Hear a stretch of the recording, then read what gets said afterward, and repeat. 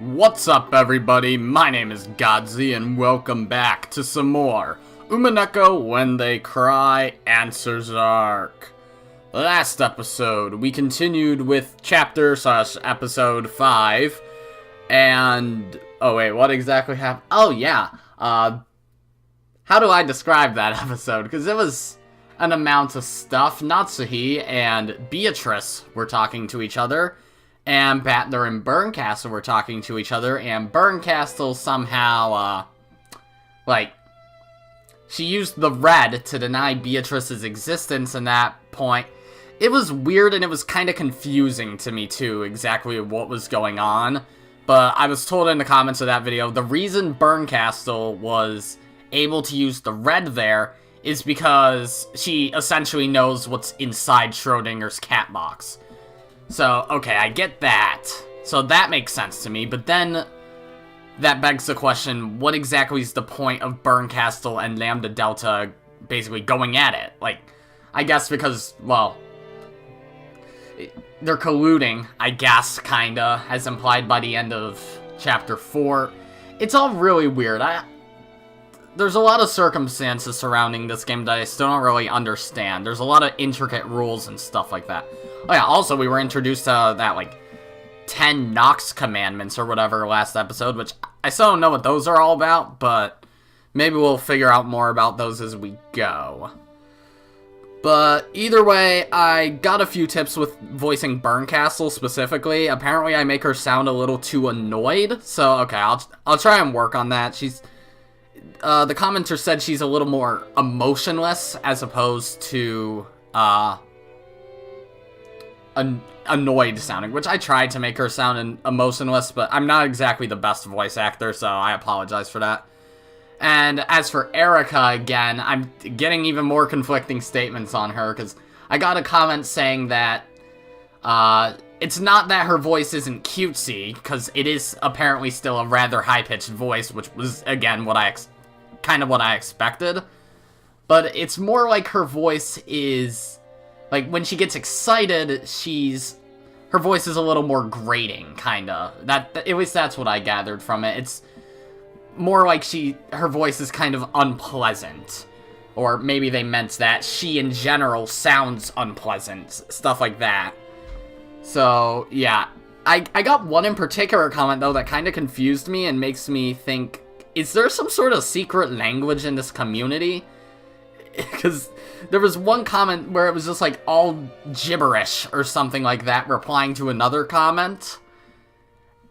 And I don't know. It's weird, but whatever. If someone can explain that, if it is a secret language, do not translate it. Please don't. Because I'd imagine it's probably some sort of intention to, hide spoilers from YouTubers so people can still have conversations on YouTube videos or something like that. I don't know. Maybe that was just gibberish and I'm just reading too deep into it, but either way, let's get back into this. After dashing to her bedroom, Jessica answered the phone call that had been transferred there. Shit, what was her voice again? Oh yeah. It was my Undyne voice, but I forget how to do that because it's been so goddamn long. Hello? Sorry to keep you waiting. Battler! What did you think you're doing? Wait, what? What did you think you're doing, not contacting us for 6 years? How's it going? Oh, really? How the hell did I know? Hey, shut up! So that means you'll be coming to this year's family conference, right? I mean, it's been 6 whole years.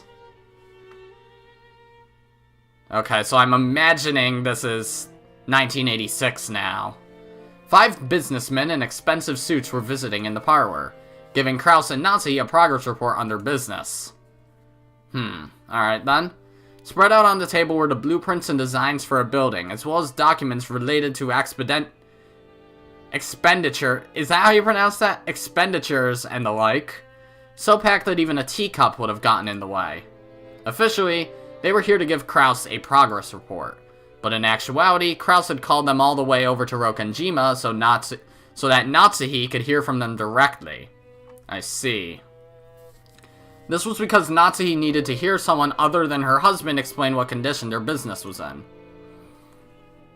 In other words, Even though another family conference without Kinzo was approaching, their business had not yet earned them any money. Long day of school.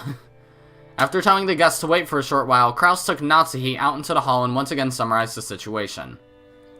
In short, they say the work is proceeding even better than we imagined. This is where my personal connection to the governor really starts to pay off. By now, it's absolutely impossible for this catch to get away from us. To the contrary, it's growing so big that in one go, we'll be able to regain not just that power of attorney, but everything we've lost up to this point as well. Kraus spoke passionately. This made it seem all the more suspicious to Natsuhi. But this time at least, she had to admit that everything really did seem to be going well. Certainly, this business Kraus boasted of had expanded in scope over the last year, and was promising an even greater payoff than had been anticipated initially. Whether it would prove to be a winner or not, investors had gathered around it, and they were rapidly gaining funds. This must be what they mean when they say money summons money. Yeah, it was probably the greatest success of Kraus's life so far. No, it probably would be his greatest success yet. That point was where Natsuhi's misgivings lay. True, it was certain, and as Kraus had said, they wouldn't lose this catch now. However, the fish on the line had gotten too big. We'll definitely be able to reel this fish in. There's no need to rush. It's such a success that I wish I could show it to Father if he were still alive. Yes, I know. However, I believe you made me a promise last year. You said you were sure you could manage something within a year. A pained look rose to Kraus's face. They certainly had hooked a fat fish that guaranteed great success. However, it would require an appropriate amount of time to reel it in. Natsuhi pressed Kraus, asking if there was any way for them to make money before this year's family conference. But Kraus kept saying that he needed just one more year. Kraus planned to use this unprecedented success to catapult them into further challenges in the future. Because of this, he didn't want to do anything that would raise suspicions by making it seem like they were rushing to get money. Certainly, fortune tends to turn against people who take it for granted even in the slightest. Anxious beggars never prosper. On many occasions before now, Kraus had gotten cold feet and sold off businesses that would surely have brought in a profit, and he just waited, and had, in effect, given away his winning picks. Natsuhi also knew this. She knew that guts were the thing her husband lacked most. That's why she was unable to refuse when Kraus said he wanted to prudently wait just one more year.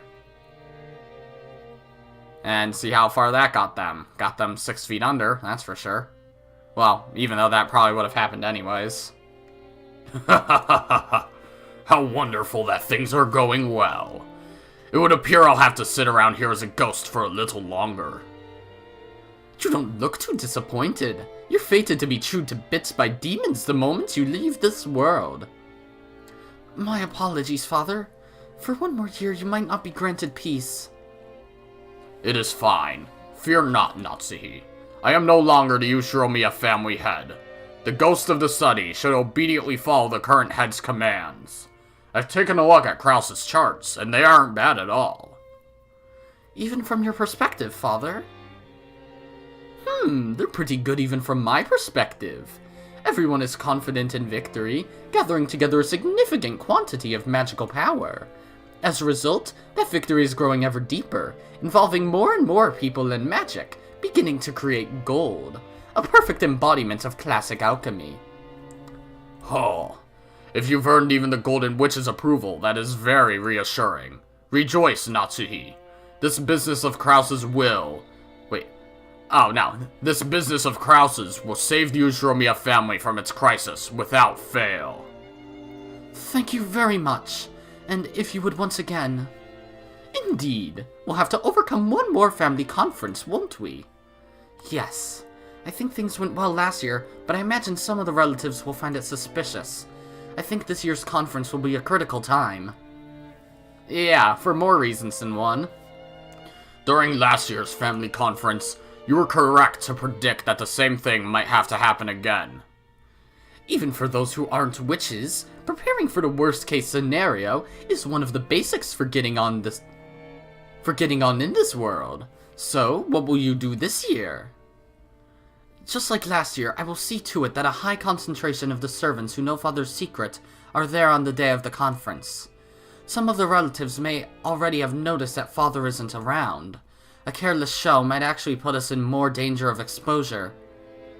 Indeed. It is said that too much is as bad as too little. Then, what will you do? Unlike last year, I think we'll go with a plan that has you staying inside your study until the end. That would be suitable. Barricades are straightforward and simple. A final trump card. No matter how strongly the toxin fills this mansion, as long as the closed room barrier remains around this room, it will be impossible to deny Kinzo's existence. I guarantee that myself. However, when forming a barricade, it is inevitable that you will be surrounded. I know. Even so, I beg that both of you lend us your power just one more time. I cannot disobey the orders of the new head. Furthermore, a ghost cannot disobey the orders of the living. If you tell me not to leave this room, I will obey. Thank you very much. I'm not satisfied. If you want me to lend you my power, I won't listen to a mere request. Yes, you are the family alchemist. So I won't ask you to help. I order you to help. Your magic is the one thing we can rely on. I just fucking right-clicked. I did not mean to. Use that power to create an illusion of Father just one more time. Very well. I hear and obey. I find your confidence quite pleasing. Is that the end of a scene, or is this... Okay, I figured it was this. Well, not Beatrice, but Battler, at least. From the shadows of the study, Battler watched the exchange between these three. I see. So we've made it to this year's family conference. Grandfather was in a bad mood, so he shut himself in his study and didn't appear in front of anyone. Natsuhi spoke boldly about how she would somehow overcome this year's crisis and protect the Ushiromiya family's honor until the end, while Kinzo praised her, saying that her plan looked promising. Beato also praised her, saying that Natsuhi's dignified confidence was even more well-suited for the headship than Krause's. However, right now, the true number of people in this room was... The moment I thought that, no, just because I thought it, Beato grabbed at her chest and moaned. Huh. Don't worry. This is still outside the game board, so I won't deny you or Grandfather over there. I put my hand on Beato's as she tried to hold back the pain deep inside her chest. I've already told Berncastle. The 2-day period of the 1986 family conference is all I need to deny the illusion of the witch. In the last game, you said in red that Grandfather's dead at the start time for all games. However, you never mentioned whether Grandfather was alive or dead before the start time for the games. In short, even if Grandfather exists in this place right now, that doesn't create any contradictions. Huh. That is a good point. My hand touching her let off a faint blue light, which seeped into her chest. That light tenderly wrapped itself around the splinters in Beato's chest. And I also can't deny the existence of the Beatrice in this place. The number of people on this island outside the game board, in other words, before October 4th, 1986, has not been proclaimed in red. Therefore, there's nothing strange about Beatrice existing here. Oh, her eyes are normal again. Beato's expression softened slightly. My blue light slowly began to melt the red splinters that denied the illusion of the witch. And now she's back to normal. Or, I shouldn't say normal. Beato still wore the same sad expression, but she lifted her face, and looked me straight in the eye. Though she was silent, her eyes told me that the pain had subsided. The feelings that showed in her eyes were gratitude for taking the pain away, an appreciation, or was it surprise, for leaving even a tiny bit of leeway for witches to exist. I see, so he can use the blue truth to, like, mend her, I guess? That's interesting. Unable to look directly at those pure eyes of hers, I reflexively averted my gaze. Don't get the wrong idea. I don't plan on accepting the existence of witches or surrendering. I just want to let that part slide and fight stoically, so that I can win this game against you. I have no desire to bully you outside the game board as well. Lots of dots. Beato hung her head. I was still facing away from her. However, we waited wordlessly for a while, my hand still on hers. By now, no one would believe that this sad-eyed woman was the same person as that prideful Beato. So, I asked once more. Even though I said it aloud, it wasn't a question to her. I was asking myself, just what in the world were you thinking? That's right. Even though this is Lambda's game, I have to find you here. I have to find what you thought and what you were trying to do. Very soon, this game will also reach October 4th, 1986. The 5th game will finally begin. And this time, I'll reach the end of that journey. I'm not worried about the surface level stuff, like murders and tricks. What did you, the Golden Witch Beatrice, think? And why did you do what you did? What were you hoping for? That's what I'm gonna find out. That's right. I already know how I can reach the end of that journey. It's been made clear to me since the very beginning. This time, I'll spin the chessboard around. There's that line again, finally. I'll read this tale not from my side, but from yours. And this time, I'll understand you. I'll pick my way to your heart. I won't let you feel pain. Don't worry. I won't let those witches use you as a toy anymore. Beato looked up at me again and gave a small nod. That's right. The position of Game Master might have just been snatched up by Lambda Delta. However, as long as I continue this contest with the intent of fighting against Beato, our fight will continue no matter who controls the game board. Very soon, the curtain will rise on our game.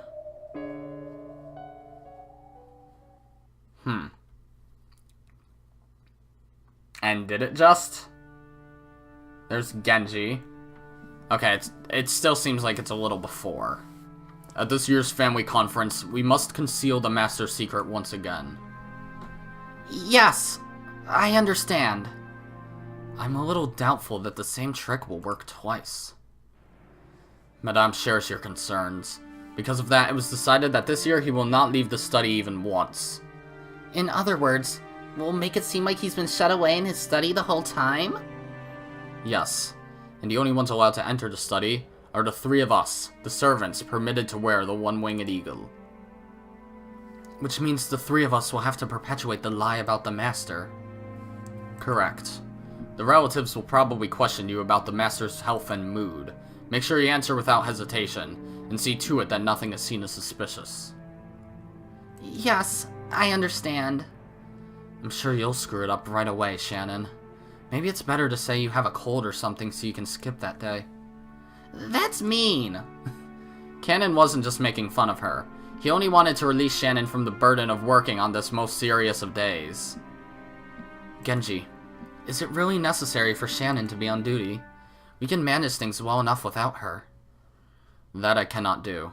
Madame gave strict orders that the 3 of us be scheduled to work on that day. Yes, I am prepared to perform my duty successfully. Don't screw up. I won't. Shannon grew sullen and Cannon shrugged. Then Genji told them that they weren't taking this seriously enough. Shannon, Cannon, the master we serve has already passed away. However, until he has truly passed on, we will continue to serve. That study is not empty. The master is still there, hard at work on his usual research. Make sure you take that to heart. Both say yes.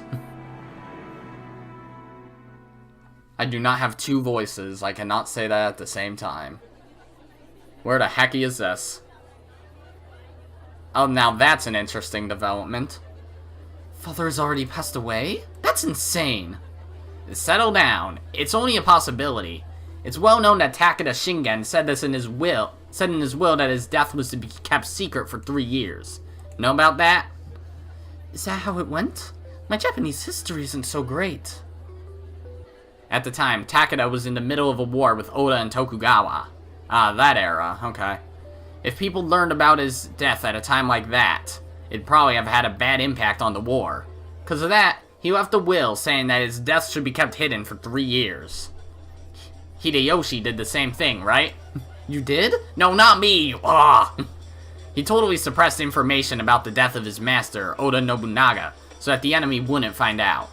Quickly made peace with Mori, and defeated Akachi in the Battle of Yamazaki. On the other hand, Shibuta Katsuie failed at this.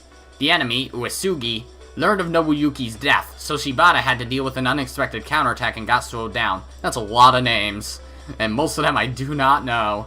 That's why, later on, he suffered a great loss against Hideyoshi in the fight for the succession. Wow, you had quite a past. No, Jesus, Eva.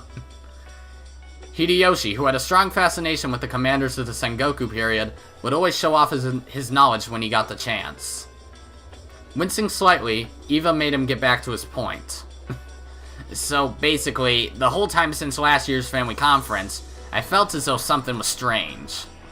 You mean the time when Rudolph and I were talking about the inheritance and Father overheard us from the hall? That's just it. Natsuki and the servants kept saying that Father was here or there and that he seemed to be in a bad mood. But not a single one of us relatives saw Father, right? If what you're thinking is right, what does that mean? Does it mean Krause is trying to keep all the inheritance for himself? Of course, hiding someone's death is a very dangerous thing to do. And all things considered, I'm not sure Krause would be willing to do it just to have the inheritance to himself. But it is possible. Well, it's true that Krause has always been greedy. He always used to take things that were meant for all of the siblings, keeping them all for himself. Krause is supposed to be the richest of the siblings. Krause scheming to keep the inheritance all to himself to the point of accepting the risk of hiding Father's death sounds a tad unbelievable to me. Even so, last year's family conference was so strange I can't help but wonder. Interesting. I'm assuming all this stuff is things that, like, have definitely happened before the family conference. All these games, it seems like only the family conference in 1986 really has any differences. So, yeah. I would have never expected Hideyoshi, of all people, to suspect that Kinzo's already dead, when that was never mentioned, really, until the 4th game. Even the others were painfully aware of how reckless it would be to try and see Kinzo when he was in a bad mood. So during last year's family conference, once they heard about Kinzo getting into a terrible mood, they never made an attempt to contact him. That was why, to this very day, they hadn't found it suspicious that Kinzo had never appeared. It certainly is worth suspecting. But I wonder if Krause really would do something as appalling as hide Father's death. For all his pride, that man has a coward side to him. Would he really make such a once-in-a-lifetime bet? Either way, it'd probably be a good idea to make sure we get a chance to meet with Father during this year's conference. That probably explains Eva's actions regarding, the first game, with putting that piece of paper in the study door, right? The rumors are really bad. Sounds like, Bro's business is failing even worse than we'd imagined. Like he's taking massive losses and he's giving it all he's got just to try and cover it up. That'll make it very difficult to borrow money from him. Yeah, I could cry. Wouldn't being in financial stress also weaken Krause's position in certain ways? Weaken his position? Well, investors tend to have a keen eye. If they hear that he's actually low on funds, they won't want to have anything to do with him. I guess trust is the most important part of that business. Kyrie smiled thinly. Rudolph was taken aback by that smile. He'd figured that his plan, which involved raising money to get him out of his current mess by borrowing from the affluent Krause, would all come to nothing now that they knew Krause himself was in financial trouble. Now that I think about it, though, Hideyoshi, of all people, suspecting that Kinzo is dead when Kyrie exists. Like, Kyrie, of all people, I think would be the first one not in on it to figure that out. Except for maybe Goda, since he doesn't seem to be in on it either. I don't know. Confidence in Krause's abilities might be a requirement for his own businesses in the future, but it isn't necessary for our future. Are you suggesting that I blackmail him? I wouldn't want to if it were me. For one blood sibling to take another one down is no laughing matter. Yeah. Kasumi. Yeah. That's something, isn't it? Rudolph felt a shiver go up his spine at Kyrie's cold smile. At times, Kyrie was able to throw away all compassion and think in an extremely ruthless manner. Whenever he saw that, Rudolph knew he'd never like to have her as his enemy. I'd rather not threaten Kraus if we had any other way to get money. If there were another way, we wouldn't be worrying. Don't you think it's a bit pathetic to waste time worrying about a problem when you have no other options? Rudolph stopped talking, folded his arms, and lowered his gaze. He still felt some of the terror he'd experienced thanks to Kraus's violence when they were young. And now, that same Kraus was the one he needed to threaten. Rudolph would also be fighting against his childhood trauma. So to give her husband a little push, Kyrie smiled reassuringly, and perhaps coldly. I've never been a fan of doing work based on trust. It takes hard work to build up trust, but only an instant to lose it. There's no less profitable investment. You're right. All the trust in the world isn't worth a good banknote. Even though Kraus has been taking on massive losses, he ought to be capable of gathering enough money to buy us some time. Of course, he'd probably be forced to cash in all the trust he's built up so far. This is gonna get ugly. We'll have to prepare sufficiently. We haven't been given any time or room for failure. Isn't that right?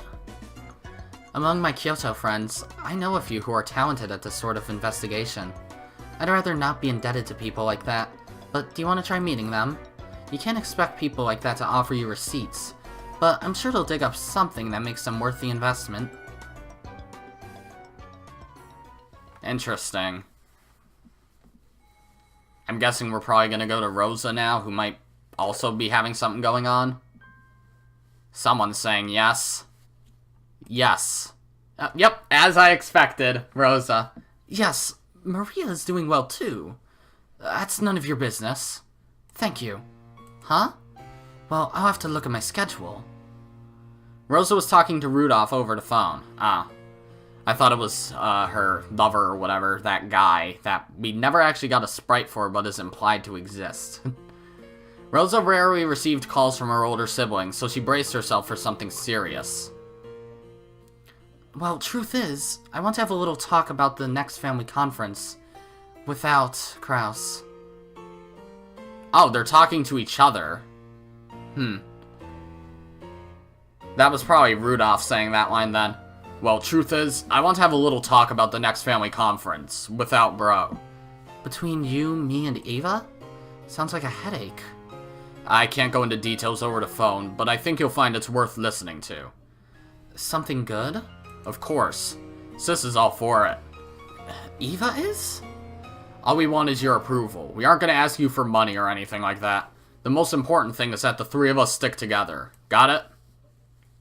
Rosa let out a sigh. She did so because, in the past, when Rudolph and Eva got into a fight with Kraus, they always used to talk to her like this right before dragging her into it. First, tell me, I stand to gain something too, yes? Yep. The three of us will each grab 200 million out of this. If all goes well, we might be able to squeeze out more. That should be enough to handle your debt, right? I see. This is where they, team up in order to, like, take down Kraus with that plan they had. And used in every family conference in all 4 games, even though that's the same conference. Whatever. And when can we expect to grab this by? Of course, it'll be within a year. I need it. Sis needs it. And you need it too, Rosa. All 3 of our problems will be settled. So the chances of success are good enough that Eva agreed to it? Now do you want to hear? I know it's a bit sudden, but let's meet next Sunday, 1900, at that coffee shop you like in Ginza. That's the only time Sis's schedule and mine match. Any problems? If we're talking 200 million, I'll have no choice but to listen. Then let's meet at 7 p.m. next Sunday at Leopold's. And Maria, you can bring her too if you want. Don't talk about money in front of that child. She set the receiver down with a clunk, a little violently. Apparently, either Eva or Rudolph had gotten a hold of one of Kraus's weak points. They would probably threaten him with that at the next family conference and force him to pay up. Even before hearing the details, she knew full well that it would be nothing good. But even so, this might be her once-in-a-lifetime chance to pay back her large debts. Rosa took a notebook out of her handbag, and started to mark the day she'd be meeting with Rudolph and Eva. Then she frowned and smacked herself hard in the forehead. Because written there was DZL with Maria, something she had planned to do with her daughter. Maria was in her room, playing around excitedly with Sakutaro and the others. Oh, Sakutaro. That guy. That was because she was going to that... Wait, that was because she was going to go to that recently built amusement park, Delsneyland. Delsneyland. The following Sunday. Looking at the clock, Rosa saw that it was just past 9 at night. Maria was breaking the lights out rule. And after covering her face and agonizing for a while, Rosa stood up and stomped over to Maria's room. Oh boy. The room would probably be a mess as well. At least tonight, that was convenient.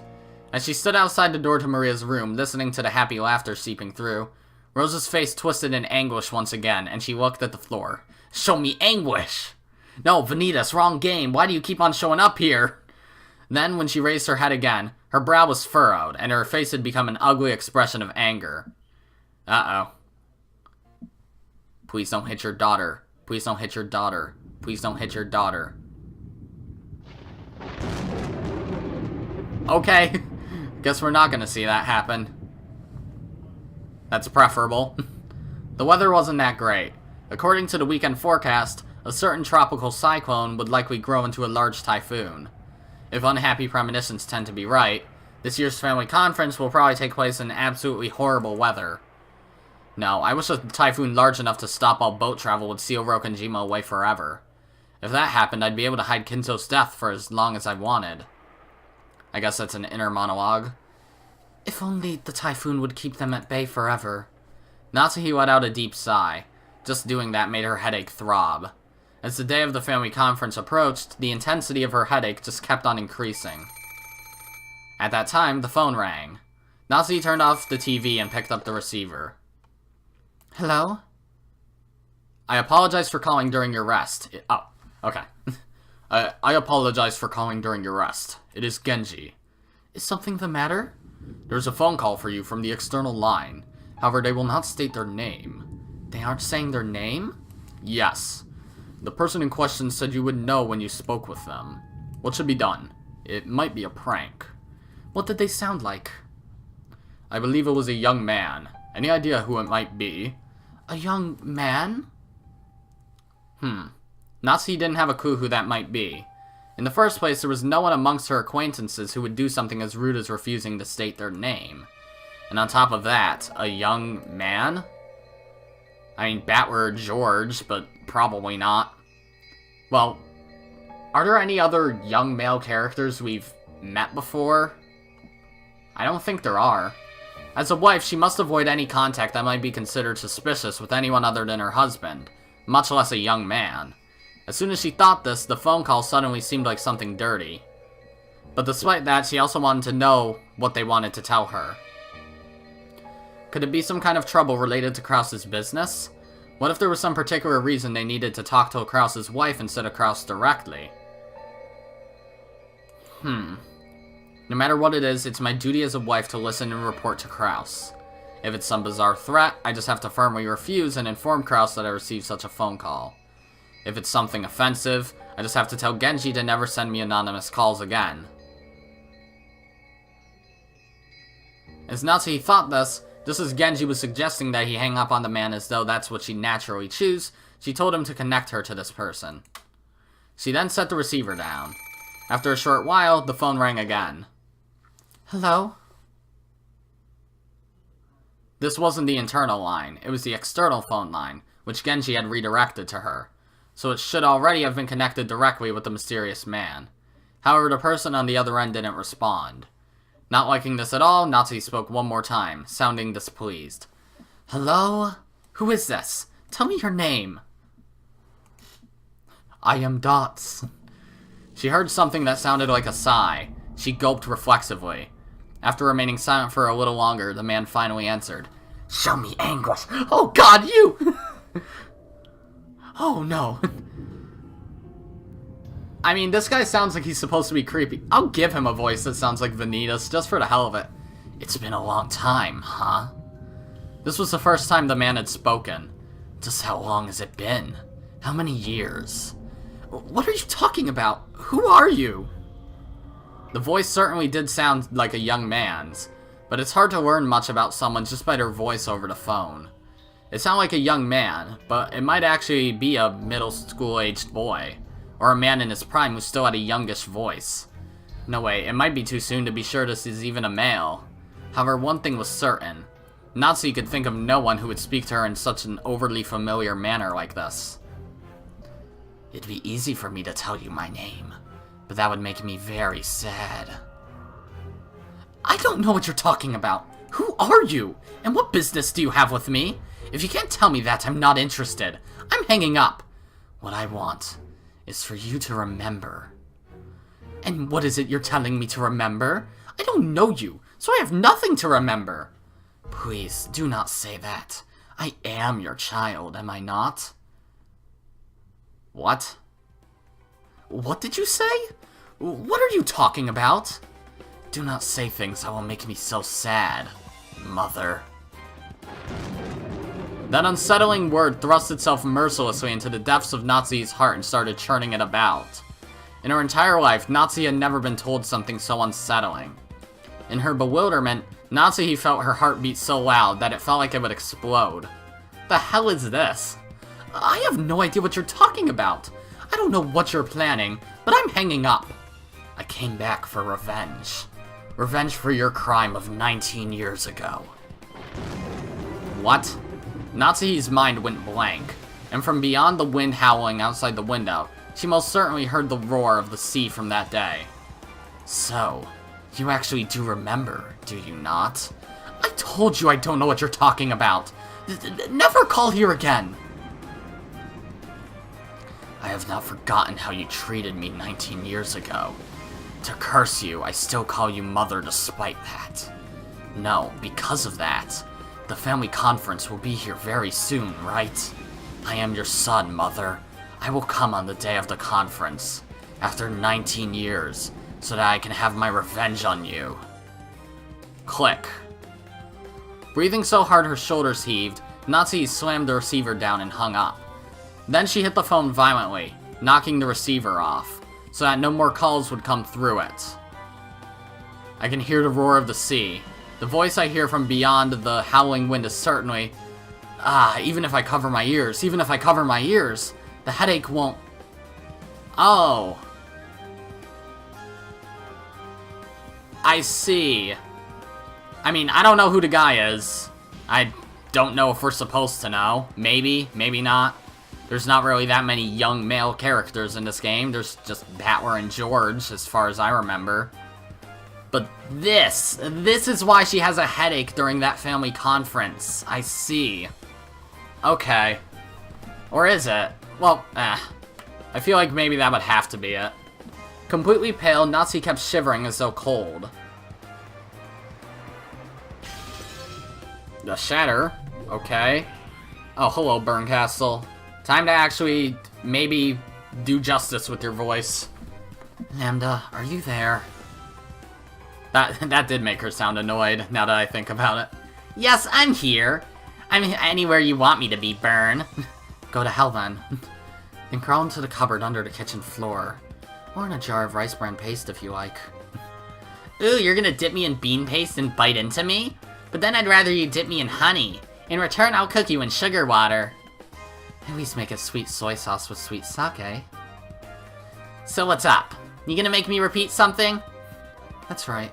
Is Natsuki's phone conversation here real? Lambda Delta grinned unpleasantly, as though sizing Burncastle up. She was probably trying to tease Burn for making that demand. You refuse to repeat it? Well now, should I refuse or should I respond?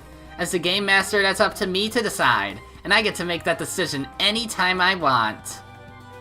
Unless I stated in blue, you aren't obligated to respond. Excuse me? That's it. For now, you're stuck wondering about Natsuki's secret of 19 years ago. Okay. Make sure you're sitting on the edge of your seat.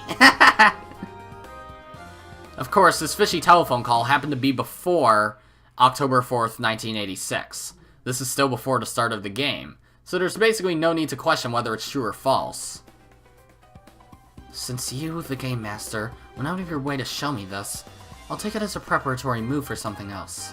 It might be a trick, but I always keep this move of yours in my memory. So, you'll leave without turning the card over. Ouch! What? Direct attack. After suddenly being conked on the head, Lambda Delta was bewildered. But perhaps this incomprehensible exchange was funny to her, because she quickly went back to giggling. Are you done preparing the game board now? Yeah, that's right. Now I'll finally move on to the game. On to October 4th, 1986. I wonder what number October 4th, 1986 this is. The Endless Witch, huh? Beatrice. She truly is a frightening child. Any moves from your side yet, Burn? No. If you refuse to repeat what I'm asked, then I'm done. Turn end, right? Untap, upkeep, draw. Come! October 4th, 1986! Oh boy. Up, Shatter.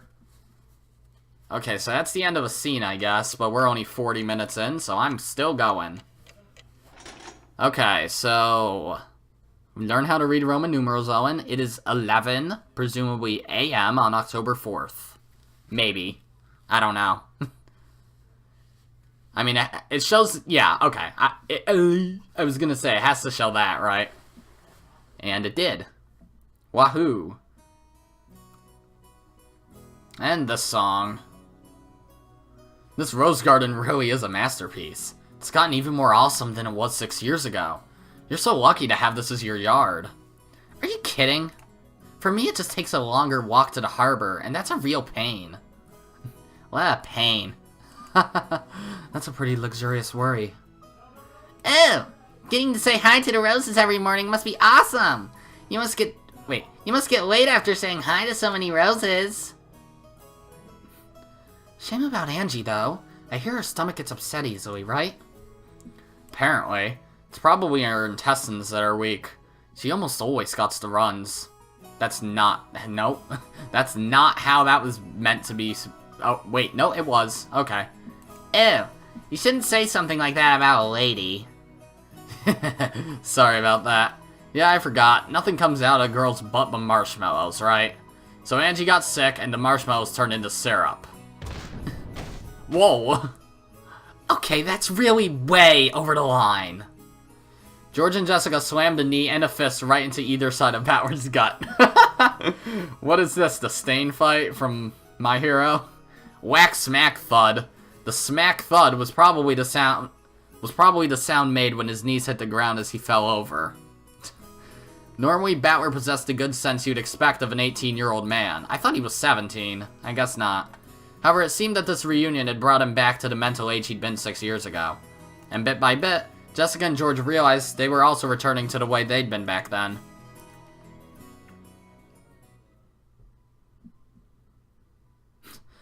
And here's Natsuhi again. Had enough of her yet? Here she is again. Hello again, Natsuhi. What now? Natsuhi gazed at this charming chat through an open window in the hall. Madam, Kraus is searching for you. I'll go in just a bit. It isn't even lunchtime yet, and I'm already tired. Just a few moments ago, the sparks had already started flying between them and Eva's group. The others had pounded on Kraus and Natsuhi over and over to get Kinzo out of his study. Apparently, they hadn't been fully tricked at last year's family conference after all. There are no problems with Father, right? Correct. Leave it to me. Shannon and Cannon are also fully prepared to handle today's arrangements. Kumasawa is a good liar, so I'm not worried about her, but I am a little concerned about Dr. Nanjo. I get the feeling he's bad at hiding things. Leave that to me. I intend to support Dr. Nanjo from nearby as much as possible. It's so reassuring to have you there. It truly does help a lot. Without your strength, we wouldn't be able to succeed. I am honored by your words. Okay. Don't worry, the closed room barrier on the study is perfect. As long as the barrier remains unbroken, no one will be able to expose Kinzo's secret. Yes, I understand. Still, you heard that conversation in the parlor just now, didn't you? Indeed. It seems that some considerable suspicions were aroused last year. The terrible toxin has accumulated and is being spread all around. It seems this year's conference really will be crucial. We might be able to overcome this year somehow, but there is such a thing as pushing our luck. It's probably best to assume that next year won't be manageable. Oh, hello, Ronove. Who the hell is that? Ah, yes, you haven't met me before. I am Ronove. I am the cool guy. I see. With this much of the magic-resisting toxin filling up the place, it will probably be difficult to preserve Lord Goldsmith's magic for yet another family conference. Who are you? Oh, no need to be surprised. This man serves as my head furniture. Greetings, Madame Natsuhi. My name is Ronove. It is a pleasure to meet you. This man's reliable. He's also helping to protect the closed room barrier. Is that so? I am Ushiromiya Natsuhi.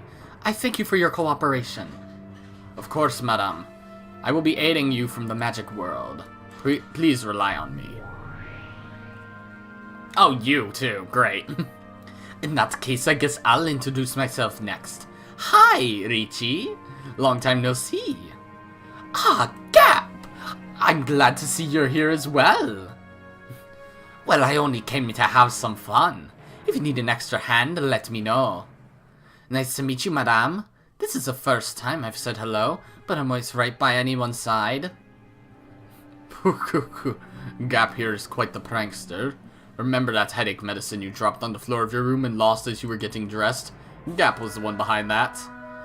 Whenever you set something small down somewhere but can't find it later, it's always a good idea to suspect that it's one of her pranks. Long ago, she used to tease me all the time. Is that so?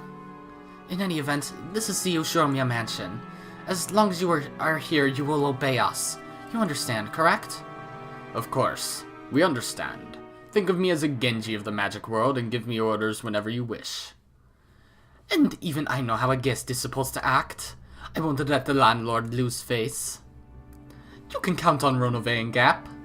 However, the magic world and the human world are two different sides of the same coin. I understand. Of course, I will do all I can in the human world. Let's work together and protect Father's secret. Indeed.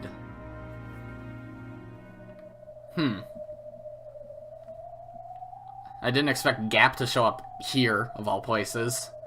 I mean, I imagined she was going to show up again at some point, but wow, okay, hi. This happens every time. Looks like we won't get anywhere until the next day. Well, sure, October 4th is like a prep turn for me. If you don't feel like doing anything, why don't you just sit around until October 5th? I'll call you after the first 6 die.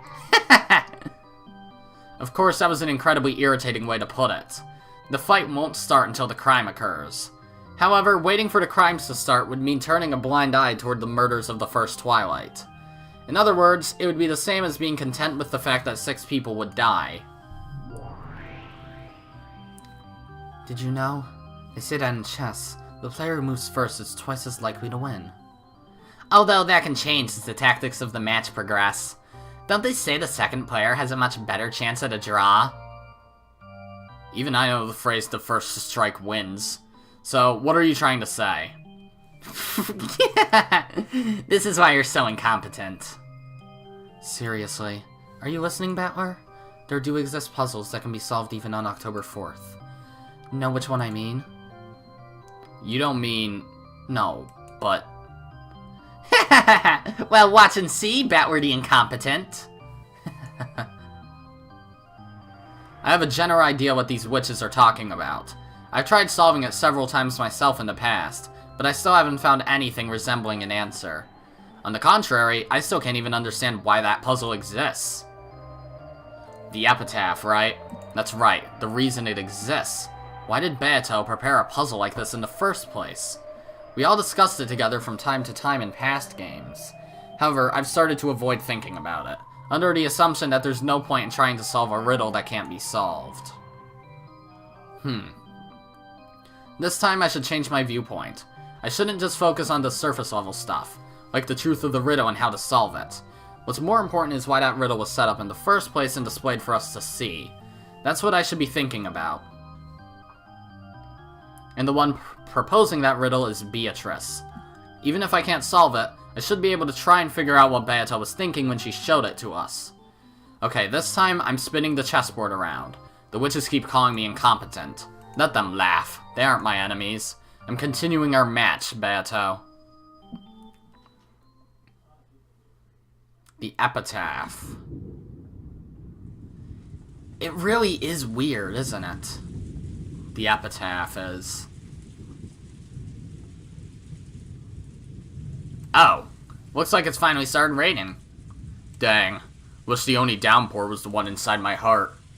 The people in the parlor noticed the raindrops that were starting to drip down the window. Now we have nowhere to run until the family conference ends. The same thing goes for Kraus. I won't let them escape, you can be sure of that. The cards we're holding aren't bad. Kraus is just bluffing. I'll make certain he surrenders. Well, there's more to a deal than making your opponent lose. You've got to get a pitfall ready, praise him a bit, and convince him to stand on it of their own accord. Hideyoshi's right. We pressed him a bit too hard last time, Eva. That was perfectly reasonable, considering it's Kraus we're dealing with. Heh, looks like Rosa's fallen asleep. She was complaining about how early she woke up this morning. Well, guess there's nothing wrong with taking a nap. There's a chance we might be forced to spend all night on this. Getting a nap in now is probably a smart idea. Out of consideration for Rosa, who'd fallen asleep on a sofa, the others quietly left the parlor. Unaware of this, Rosa slept. After telling Maria to just stay where she was after that tantrum over not being able to find her rose, Rosa slept, unaware that the rain had started to fall. Oh yeah, and this is when Maria gets caught in the rain and is given that letter. Right? The rain poured down as though it had been saving up for this moment. Of course, Maria noticed that the rain had started falling and was soaking her to the bone. However, that just made her even more stubborn. Unable to find the poor, slightly unhealthy rose that she herself had marked, she just couldn't stand having that search be interrupted by something like the rain. So the more the rain fell on Maria, the more stubborn she grew, as she wandered through the rose beds. And as she did, from behind Maria's back came a patter-patter, the sound of approaching footsteps. Then the footsteps landed in a puddle, making a small splashing sound, and Maria finally heard. However, even the slight distraction of that sound irritated her, and Maria ignored it. Hello.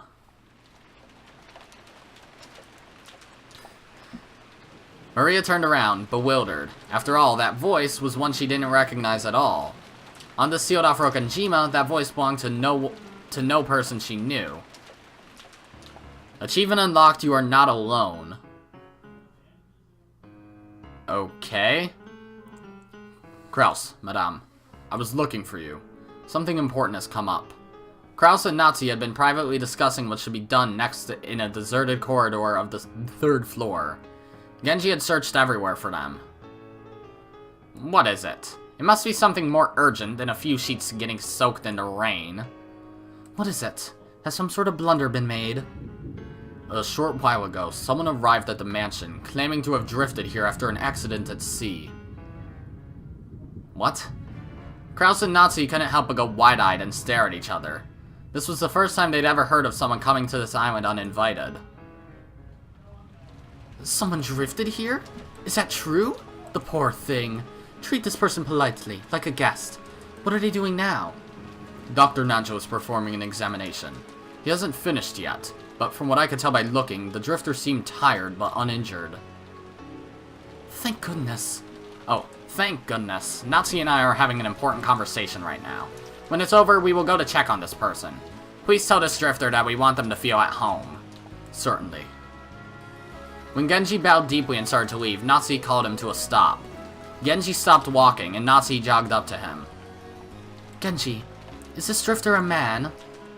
No. She's a young woman, about the same age as Milady. Interesting. A woman? I see. Very well, back to your work. A drifter. Okay, I have a thought in mind. The parlor of the mansion was bustling. The adults gathered, worrying about the health of this sudden guest. Well, if she was able to walk all the way to the rose garden by herself, her life probably isn't in danger. It always helps to be prepared. It's probably all thanks to the life jacket. Without that, she might have drowned. What kind of girl was she? Older or younger than George? Or Jessica?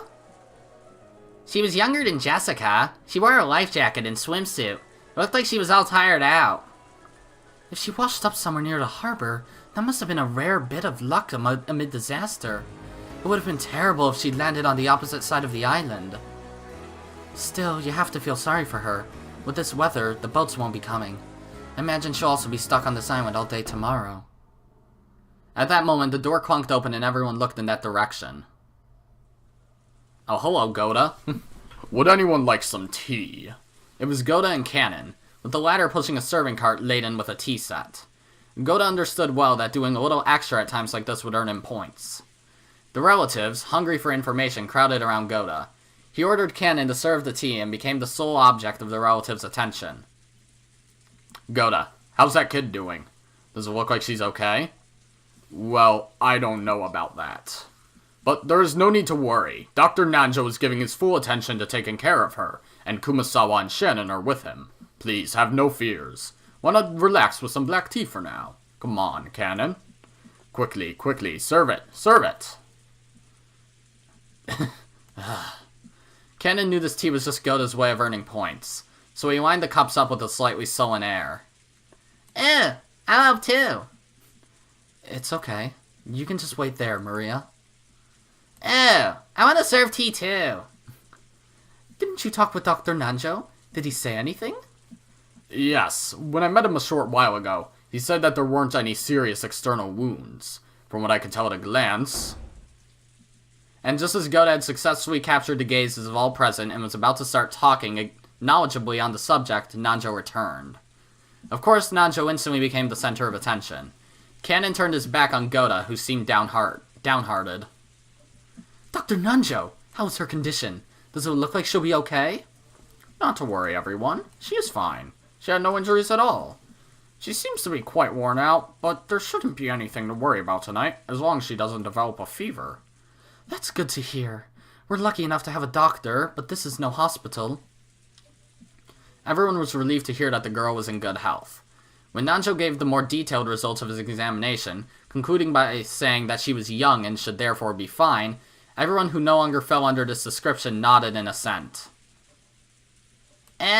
Boats really are scary. Fall. Battler was right. Maria, let's not tell Battler about this. Oh, Madame, Kraus. I don't know who's Goda. Oh, Madame, Kraus. Goda, who had lost his nerve and was handing out cups, called out in an excessively loud voice. Apparently, he was that desperate to get everyone's attention. How was the guest?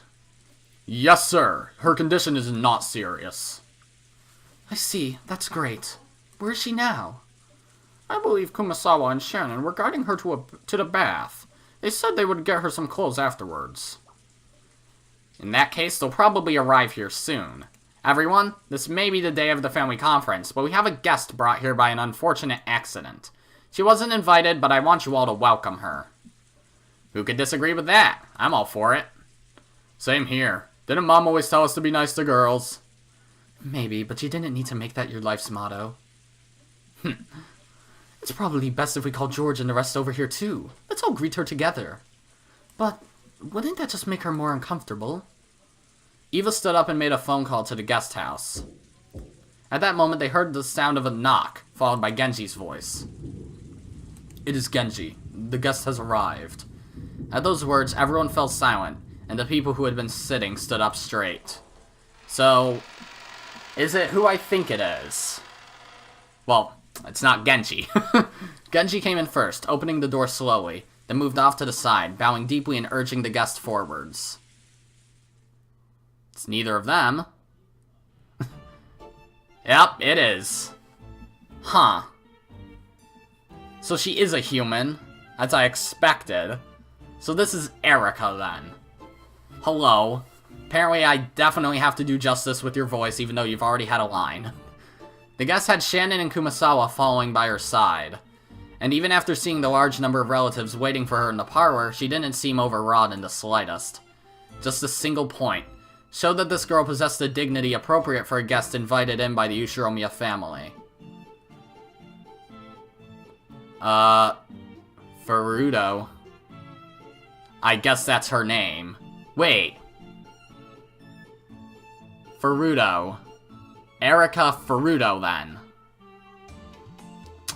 There's a weird parallel in that name. And I'm even more confused, especially since her hair is blue. Furuto, allow me to introduce you. This is the representative of the Ushiromiya family head, Ushiromiya Kraus. I just realized I give Genji way too deep of a voice there. Welcome to Rokanjima. Though you arrived due to an accident, you are a guest of the family. We welcome you. Please, make yourself at home and relax however you please. Christ. Oh boy. Here we go. Gotta do justice for her voice. So, high-pitched. That's all I have to go off, except when she gets excited. So, I guess we'll just modify some way of, like, I don't know. Well, I'll just spitball until it works. Thank you very much. Allow me to introduce myself. I am called Furuto Erika. Yeah, fucking sounds like Rika Furude. What? And we just got the, thing. Okay, so you're taking over Beatrice's spot there. Furuto Erika fell from the pleasure boat Eternal Maid 2 mid-cruise into waters near Rokanjima. On October 4th, 1986, she drifted to Rokanjima, and the Ushiromiya family welcomed her as a guest. She managed to drift to the island unharmed thanks to several miracles, including the fact that she was wearing a life jacket.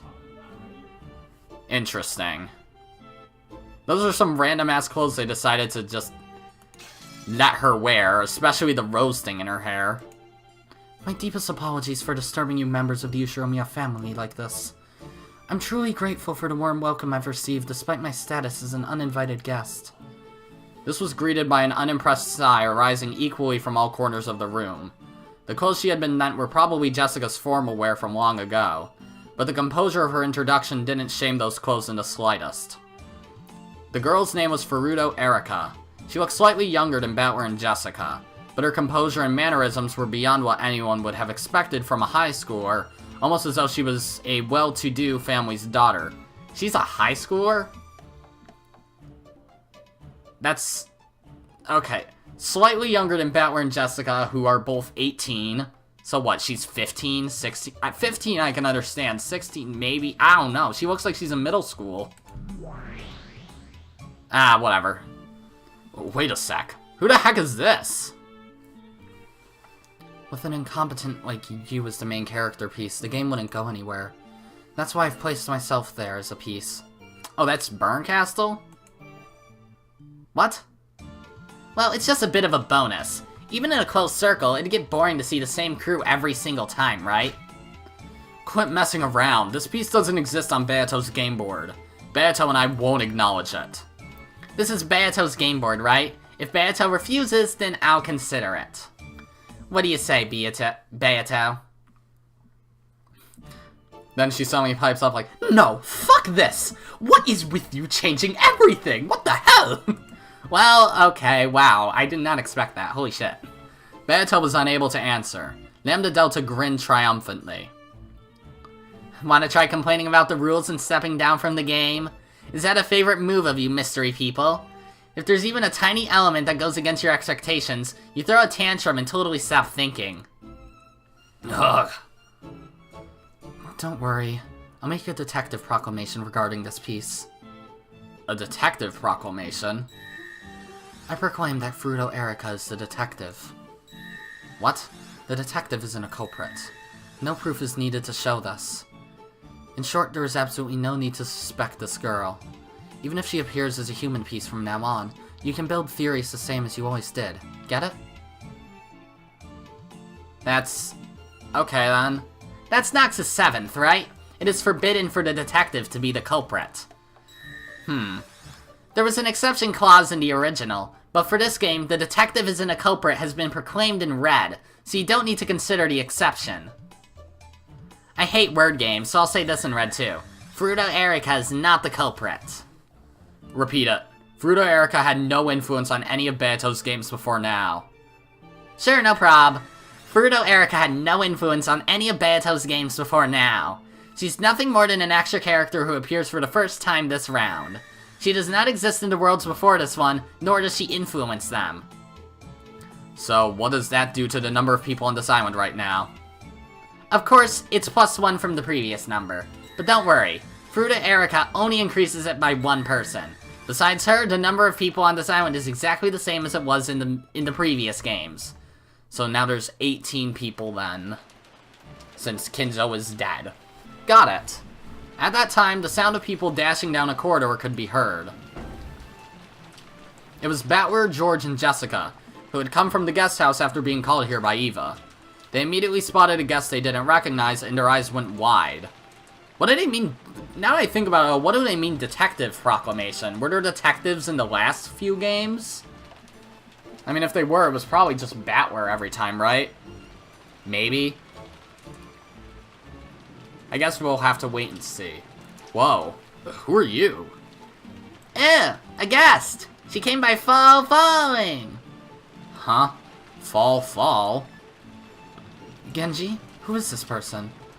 This is a guest. Furuta Erika. Furuta. This is the daughter of the family, Jessica, along with her cousins, George and Battler. Nice to meet you. I'm Ushiromiya Jessica. Hello, my name is Furuta Erika. I'm very pleased to meet you. She's kind of expressionless so far, but I guess it's implied she gets excited. Granted, short female character in this game, she's gonna go crazy. Though Battler, George, and Jessica didn't have a clue what was going on and were utterly bewildered, they each introduced themselves. Isn't that convenient? This way, the number of people is clear. The people in the guest house have joined up with the rest, and now all of the pieces except for Kinzo, all of the humans, have gathered in the parlor. Looks like it. In other words, the number of people in this parlor now is equal to the total number of people on this island. There's someone under the floorboards. No, stop with that! There were supposedly 18 people on the island, but since Grandfather's actually dead, that became 17. And now 1 piece of burn castles has been added. The number of humans on this island has returned to 18. I glanced around at the humans in the parlor. The guest, Furuta Erika. And behind her, Kumasawa and Shannon. Off to the side was Genji. Uncle Kraus and Aunt Nasuhi were welcoming the guest. Goda immediately started showing off, and Cannon was being unsociable, wearing his usual blank expression. There was Dad and Kyrie, and Aunt Eva and Uncle Hideyoshi, Aunt Rosa and Maria, and Dr. Nanjo. I'm gonna fall through the floor. Be right back! Then on either side of me were George and Jessica. This is everyone, the true number of people on this island at the moment. Well, all of us are Ushiromiyas. Please don't feel obligated to call us by our family name. I'm George. And I'm Battler. Nice to meet you. Thank you very much, George, Battler. I'd be pleased if you would call me Erika. Nice to meet you, Erika. It was decided that Erika would be welcomed like a guest, and allowed to borrow the bedroom next to the cousin room on the 2nd floor of the guest house. In front of all the relatives, she had seemed dignified and a bit stiff. However, as she talked with George and Jessica, her expression began to soften gradually. And so, the detective, Furuta Erika, was placed on the game board. I still don't really know what to think of her. I mean, she's not a culprit, but I guess she's still gonna go bonkers somehow. I mean, how else would this game go? Okay then, well, I guess right here is where we're gonna end this episode. I'm definitely interested with what's going on so far, actually.